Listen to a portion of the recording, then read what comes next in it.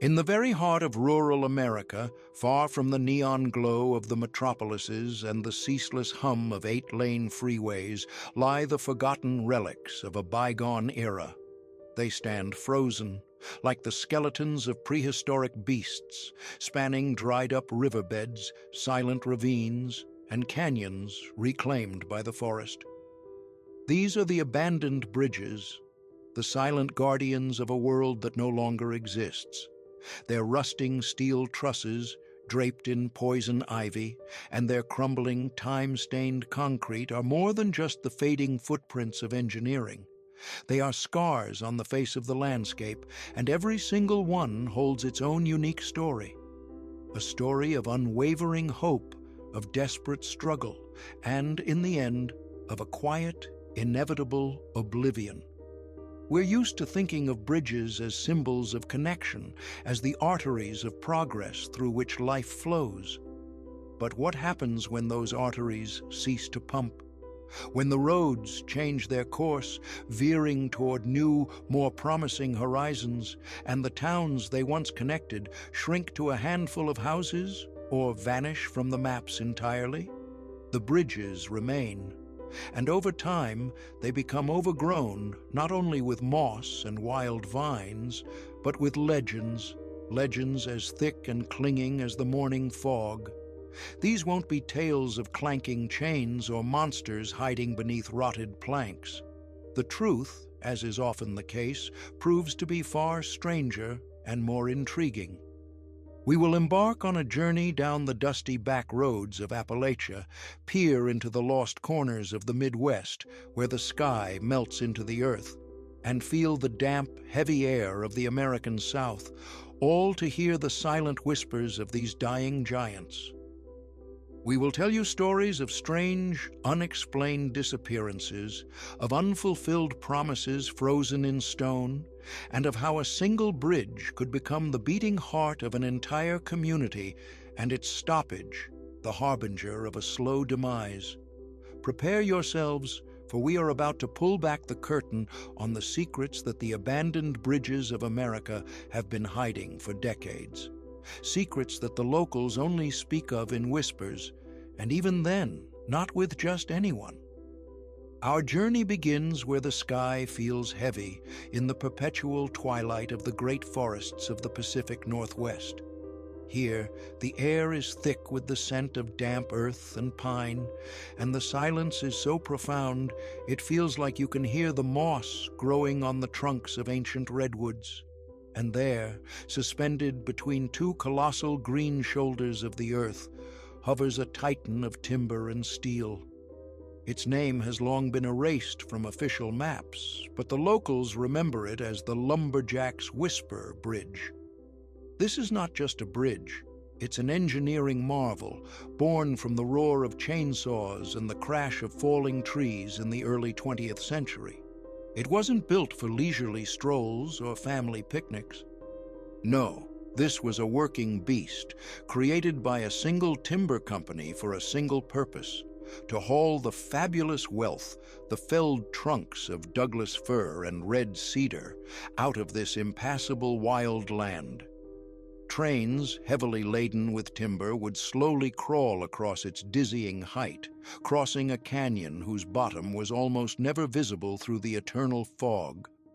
But the men who worked these forests, stern, taciturn men with weathered faces and calloused hands, knew that this forest had a voice, and they swore that the bridge, their own creation, had learned to speak.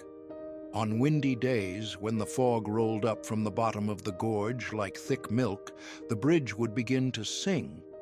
It wasn't the creak or groan of old wood. It was a strange, drawn-out, vibrating hum that seemed to emanate from the very soul of the structure. Some workers, staying overnight in the nearby camp, claimed to hear fragments of phrases in this hum, like indistinct warnings. Most just shrugged it off, blaming it on the wind playing through the steel cables. But one day, something happened that turned superstition into a blood-curdling legend. An experienced foreman, a pragmatic man not given to flights of fancy, decided once and for all to find the source of the sound. On one steel-gray afternoon, when the bridge was humming with particular insistence, he went out onto the middle of it, alone. No one ever saw him again. His crew found only his neatly placed tools and an extinguished pipe on the edge of the bridge. There were no signs of a struggle, not a single cry, no body. It was as if the thick fog had simply embraced him and dissolved him into itself. Since then, the old-timers say with a sense of dread that the bridge takes those who try too hard to learn its secrets. For the logging community, the bridge was a living entity, a capricious deity of the canyon. It was a symbol of their prosperity and, at the same time, their mortal danger. It gave work to hundreds of men, feeding their families. To cross the bridge on a loaded train, staring into the abyss below, was considered a rite of passage for young workers. But no giant reigns forever. The timber resources were depleted, the Great Depression dealt a crushing blow to the industry, and new logging technologies made transport along this line unprofitable. The company went bankrupt, the saws fell silent, and the bridge, which had been the pulsating heart of this land, was no longer needed. The approach tracks were dismantled for their ties, and the gigantic structure was left to die in complete solitude. Today, this bridge is a mecca for extreme tourists, photographers, and adventurers, even though access to it is officially closed and considered deadly dangerous. Its rotten railroad ties, like sparse teeth in an old man's smile, hang over the chasm without any railings.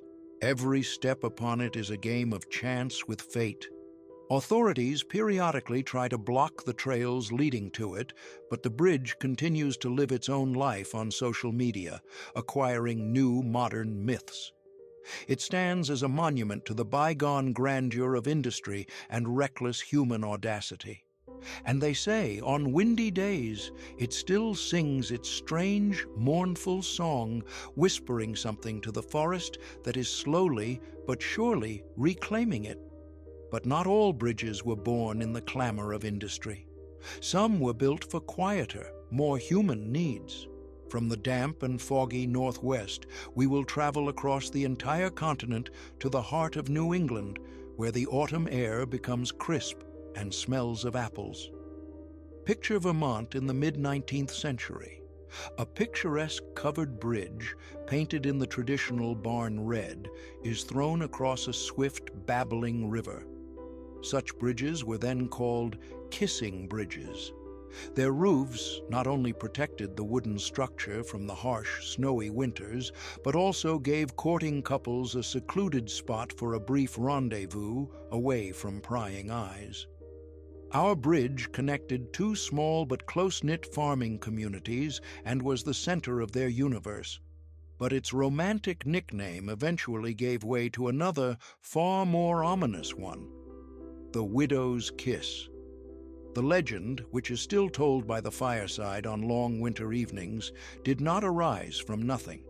It is woven from a series of strange and tragic coincidences. Locals began to notice that young couples whose first kiss occurred inside this bridge often met with a sad fate. The grooms would either go off to the Civil War and never return, or die from sudden illnesses, or simply disappear after heading to the big cities to find work. A story emerged about a young woman whose beloved left for the war immediately after their farewell kiss on this very bridge. He never came back. It is said that her inconsolable grief and longing were so powerful that they soaked into the old wooden beams forever. And now the bridge, like a jealous spirit, cannot bear to witness others' happiness. Of course, this is not true mysticism, but rather a local superstition born from the grief and loss of that cruel era. But it was so strong that it made young people treat the bridge with a sense of awe and superstitious fear. Despite its dark reputation, the bridge was the center of social life.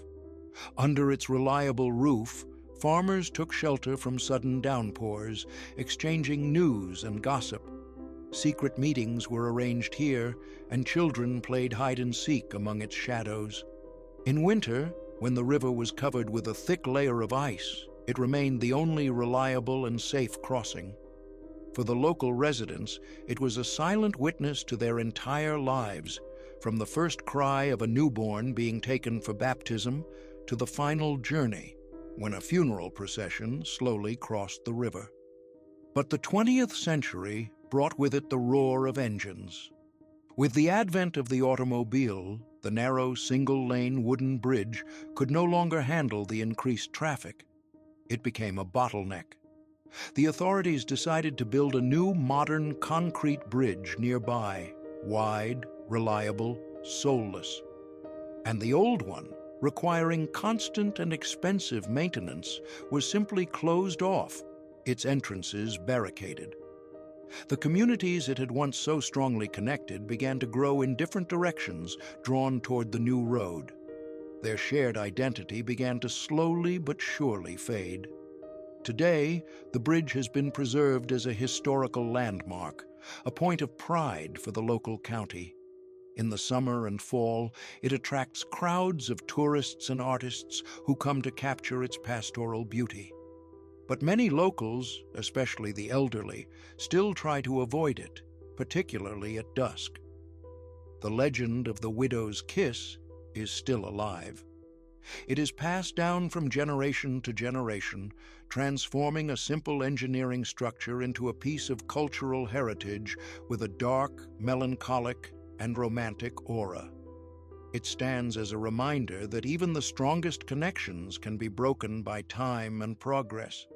If the bridges of New England whisper tales of broken hearts, the stone viaducts of Appalachia groan under the weight of unyielding ambition and human sweat. Our path now leads into the wild, forest-covered mountains of West Virginia, into a land where the earth is saturated with coal. Here, lost in the dense greenery, stands a massive stone railway viaduct with high, graceful arches, like a fragment of a Roman aqueduct transported to the American wilderness. It was erected in the late 19th century, at the height of the coal rush. Its purpose was simple and ruthless: to connect new, rich mines hidden in the mountains with the main railway line. It was built for a coal company, and every ounce of its mortar was mixed with human labor. It was constructed under inhuman conditions using cheap labor, mostly immigrants from Ireland, Italy, and Eastern Europe, who had sought a better life in America but found only back-breaking toil. The legend of this bridge is inseparable from the figure of an eccentric local preacher. He was a man of the old school who considered these mountains a sacred place, a home for the spirits of nature. He vehemently opposed the construction, calling it a scar on the face of God. He would come to the construction site, waving his Bible, and curse both the bridge and its builders, prophesying that this structure would forever weep with the tears of those it would destroy. He was considered a madman. But during the construction, several tragic accidents did indeed occur. And then came the most mysterious and inexplicable story. One morning, an entire work crew, consisting of 12 men, simply did not emerge from their temporary camp at the base of one of the arches. Their meager belongings were in place. The campfire was still smoldering, but the men were gone. The official version, handed down by the company, was that they had simply run off after getting paid, seeking work elsewhere. But dark rumors spread among the people that the mountain had taken them, angered by the intrusion. Shortly after this incident, workers noticed a strange phenomenon. From that very arch where the vanished crew's camp had stood, dark, oily trickles of mineral water began to seep, resembling tears running down the gray stone. The locals immediately remembered the curse and nicknamed the phenomenon the Prophet's Weep. For the coal barons, the bridge was a symbol of their power, of progress, and of immense wealth. For the common miners, it was a symbol of slave labor and complete dependence on the company. The towns that sprang up like mushrooms around the mines depended entirely on this stone artery. If the trains stopped for any reason, life in these settlements froze. The bridge was their lifeline and, at the same time, a constant reminder of the fragility of human existence in the face of a ruthless nature and an even more ruthless corporate power. But coal seams are not eternal. By the mid-20th century, they were depleted, and the mines closed one after another. The company towns it had once fed became ghost towns, leaving behind only weathered wooden facades and the empty sockets of windows. The last train, heavily laden with coal, passed over this viaduct many decades ago. Since then, it has stood as a silent monument to a bygone industrial era, and the forest is slowly but surely reclaiming its territory. Getting to the bridge today is a real adventure. No tourist trails lead to it. It is known only to a few history buffs and explorers of abandoned places. Its mighty stone piers are covered in a thick layer of moss, and on its top, between the rails, real trees have already grown. And, most astonishingly, the phenomenon of the weeping arches can still be observed in certain weather. This place has a powerful, almost oppressive atmosphere. It forces one to ponder the true price of progress and the stories that cold stones can hold. From the rugged mountains of Appalachia, our path leads south to a land of swamps and slow, murky rivers. We are in Louisiana, where the air is so humid you could drink it. Here, amidst a swampy landscape overgrown with cypress trees, from which hang the gray beards of Spanish moss, stretches a low, long concrete bridge. It was built in the 1930s, during the era of President Roosevelt's New Deal, and was part of a massive government project to develop the infrastructure of the American South. Its task was simple: to replace an old, unreliable ferry crossing that had for centuries served as the only connection for the local people cut off from the rest of the world by a wide river. But the story of this bridge is not one of progress, but of quiet resistance. The legend is tied to the last ferryman, an elderly Cajun named Jean-Pierre, whose family had practiced this trade for generations. He and his boat were an inseparable part of the local scenery. Jean-Pierre was vehemently opposed to the bridge's construction. He saw it not as a blessing, but as the end of an entire world, the end of the traditional way of life he held so dear. On the night before the bridge's official opening, as workers removed the last barriers and local officials prepared their celebratory speeches, Jean-Pierre and his faithful boat vanished without a trace. No one ever found out what happened to him. Did he leave, unable to bear witness to his defeat, or was he swallowed by the dark waters of the river he knew better than his own home? But ever since, a belief has persisted among the local fishermen. They say that sometimes, when a particularly thick fog rises from the river, you can see the dark silhouette of his boat gliding silently on the water, right under the new, modern bridge, like a ghost that cannot and will not accept the arrival of the future. And everyone knows, if you see him, don't you dare call out to him. It could bring great misfortune. For the authorities, the bridge was a symbol of modernization, of man's victory over the elements. For the locals, it became a true watershed between the old and the new South. On one hand, it undoubtedly made their lives easier, making trips to the city fast and safe in any weather. But on the other, it destroyed the insular, cozy world of small communities that lived in complete harmony with the river and its rhythms. The ferry crossing was not just transportation. It was a kind of social club, a place for communication where people exchanged the latest news and gossip, while Jean-Pierre unhurriedly pulled the rope. But this story has an ironic and cruel ending. The river, which the bridge was meant to conquer, eventually took its revenge. Due to engineering miscalculations and climate change, its channel began to slowly shift over several decades. The river simply moved out from under the bridge, leaving it standing over a drying, reed-choked swamp. Eventually, the authorities had to lay a new, even wider highway a few miles away, across the new river channel. And so it stands today, an absurd monument to human hubris, leading from nowhere to nowhere. Its concrete is slowly crumbling under the effects of unbearable humidity and heat. It has become a popular location for filming movies and music videos, for creators seeking that very atmosphere of decay and desolation of the American South. And the legend of the last ferryman who still invisibly patrols his river adds an extra profound layer of quiet melancholy to this strange place. Let's leave the sleepy South behind and transport ourselves to the heart of America, to the Midwest, to Ohio during the Roaring Twenties, an era of jazz, prohibition, and ostentatious prosperity. Here, spanning a wide, deep river, is an elegant concrete arch bridge.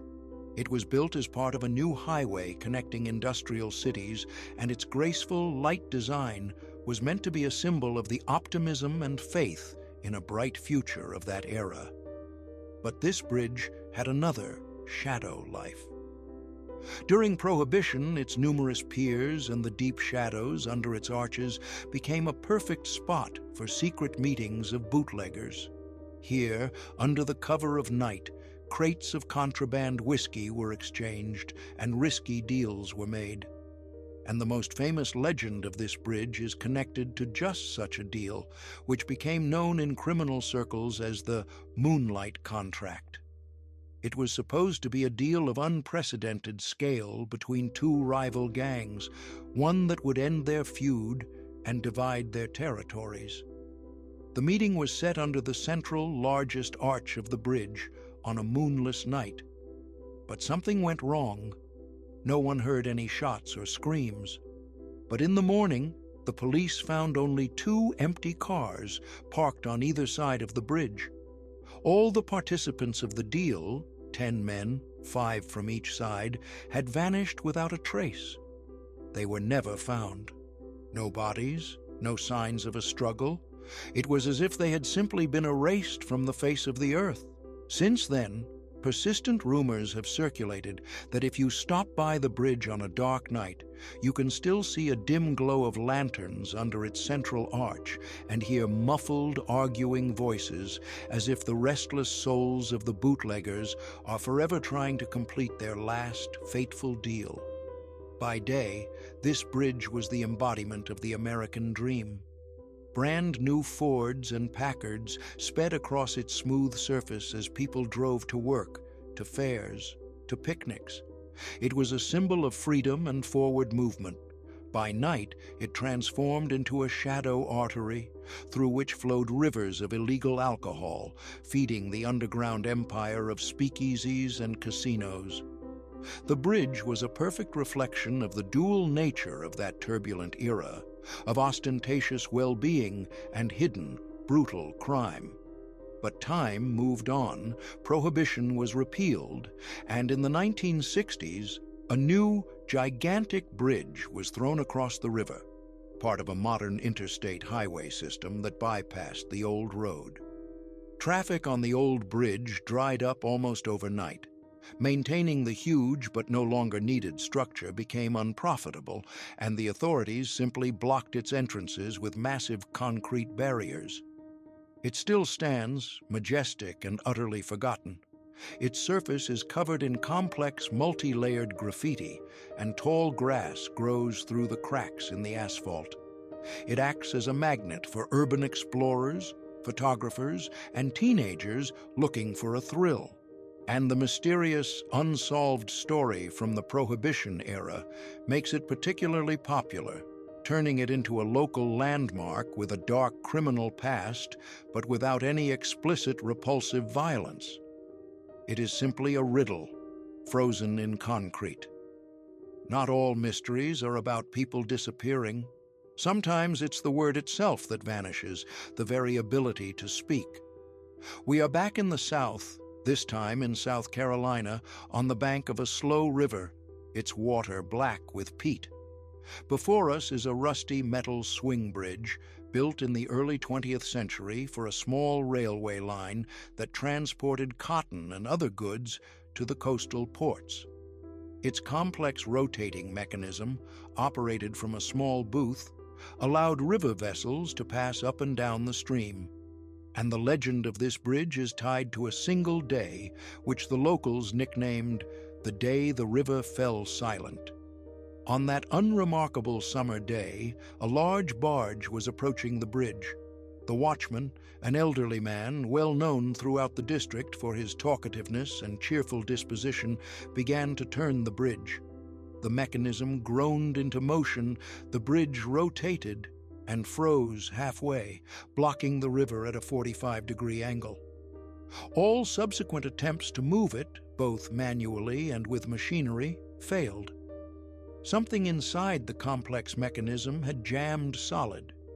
But the strangest and most frightening thing was not that. From the very moment the bridge stopped, its watchman stopped talking. He walked out of his booth, looked at what he had done, and fell silent. Forever.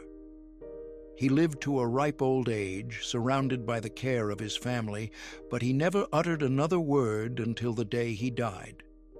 The locals believe that in that moment he saw something in the river, or in the mechanism itself, or perhaps it was some kind of omen, something so terrifying or incomprehensible that it robbed him of his speech forever.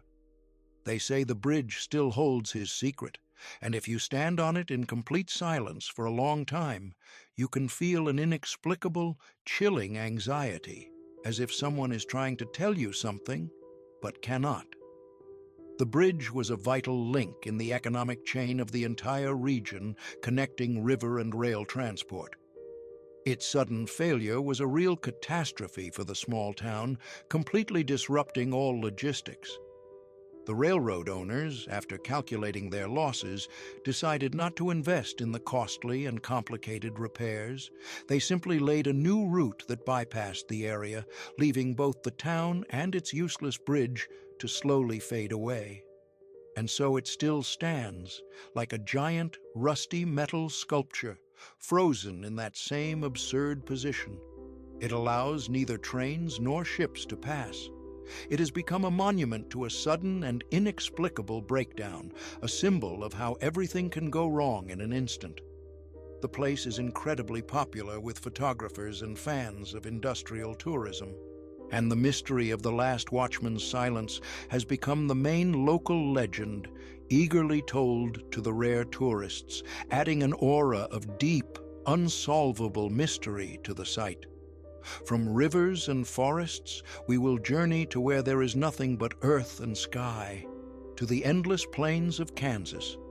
Here, in the middle of a vast field that stretches to the horizon, stands a modest, unremarkable farm bridge.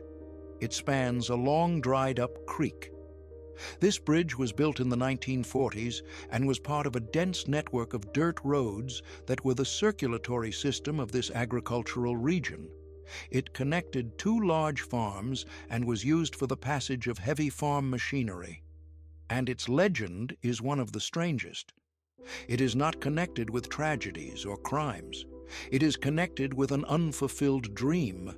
Farmers who had lived here for generations told that sometimes, when driving over this bridge late at night, they would see, for one brief, breathtaking moment, a scattering of lights ahead in the dark fields.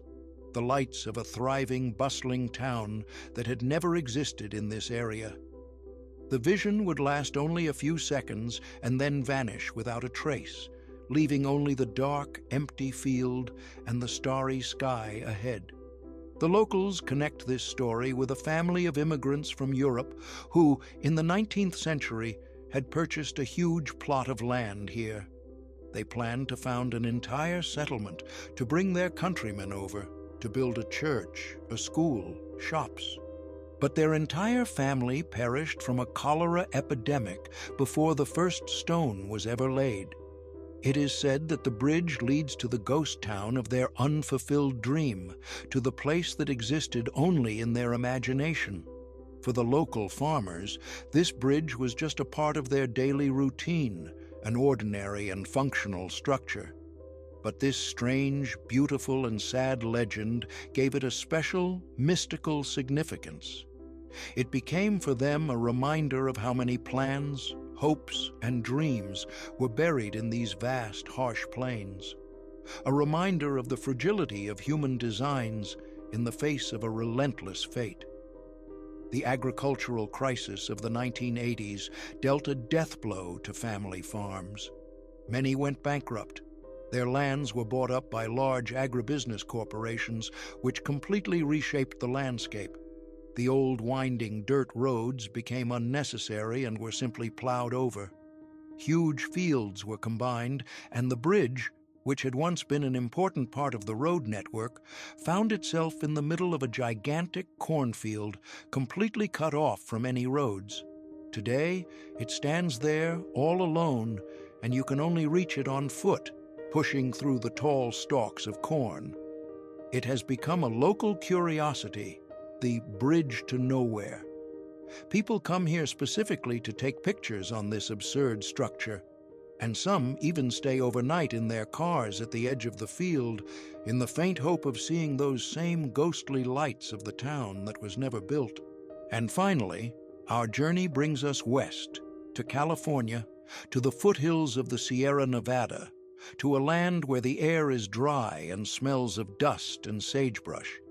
Here, spanning a deep, rocky canyon, stretches a graceful but abandoned pedestrian suspension bridge. It was built in the late 19th century, at the very twilight of the gold rush. It was constructed by an ambitious, obsessed engineer who firmly believed that gold could still be found in this supposedly depleted area. He invested all his money, his entire family fortune, into building this bridge. It was meant to connect his plot of land on the other side of the canyon with the dying town and attract a new wave of prospectors. The legend of this bridge is the story of a single promise. The engineer adored his wife and vowed to her that he would make her the richest woman in all of California. He was obsessed with this idea. He dug, he blasted rock, he hired workers, but there was no gold. When it became clear that he was completely bankrupt, he could not accept this defeat. On the day the bank representatives were scheduled to arrive to inventory and seize his property, he silently left his house and walked to his bridge, the creation that was supposed to be his road to riches, but instead became his road to ruin. He was never found, but on the railing of the bridge, right in the middle, hung his hat. Since then, locals claim that the place has acquired a strange property. If, on a quiet, windless evening, you stand in the center of the bridge and whisper a question to the canyon, after a few seconds, an echo will rise from the very bottom that sounds like a coherent answer. Some believe it is the restless spirit of the engineer, who, even after death, is still trying to find a way to fulfill the promise he made to his beloved wife. The bridge never became a road to riches. Instead, it became a poignant symbol of unfulfilled hopes, a monument to the very gold rush that not only enriched a few, but also broke thousands of lives. It became a local parable about how an obsession with a dream can be far more dangerous than having no dream at all. After the engineer's downfall, the bridge was of no use to anyone. The town it connected to the canyon finally emptied out and became a ghost town, and the bridge was simply forgotten for many decades. Thanks to the dry California climate, it has been remarkably well preserved. It still hangs over the abyss, swaying slightly in the wind, and walking on it is extremely unsafe. It attracts tourists, hikers, and gold rush history enthusiasts. And playing the game of Echo's Promise has become a popular pastime. People come to the bridge to ask their most secret questions about love, money, and the future, and they listen to the wind's reply, hoping to hear the answer they desire. We have walked with you across creaking planks and cold, rusted metal, listening to the stories held by the abandoned bridges of America. From the foggy forests of the Northwest to the sweltering swamps of Louisiana, from the rugged mountains of Appalachia to the endless plains of Kansas. And now we see that each of these bridges is not just a chapter in a dusty engineering textbook. It is a whole chapter in the vast, unending book of human destinies. They stand as silent, lonely witnesses to bygone eras, reminding us how fleeting time is and how fickle fortune can be. Their stories are not about ghosts from another world. They tell of something far more real and perhaps more frightening, of oblivion, of how easily something that once seemed eternal, unshakable, and vital can become useless in an instant and be slowly swallowed by an indifferent nature. These bridges were the very arteries of the nation. Life flowed through them: timber, coal, cotton, grain, and, of course, dreams. The dreams of ordinary people for a better future. Now, they are ghostly arteries, leading to nowhere. But they still connect. They connect you and me with our shared past, with the stories of people who lived, loved, struggled, and hoped on this very land long before us. So, the next time you're traveling the back roads of rural America and you see an overgrown road leading into the woods or a lone stone pier in the middle of a field, don't just drive by. Stop for a moment. Get out of your car. Listen to the silence. Perhaps you too will hear that whisper of history, a story that is patiently waiting to finally be told. For the most intriguing, most genuine mysteries are not hidden in ancient castles or royal tombs. They are hidden right here, on the dusty, forgotten roads, on the bridges that lead directly into the past.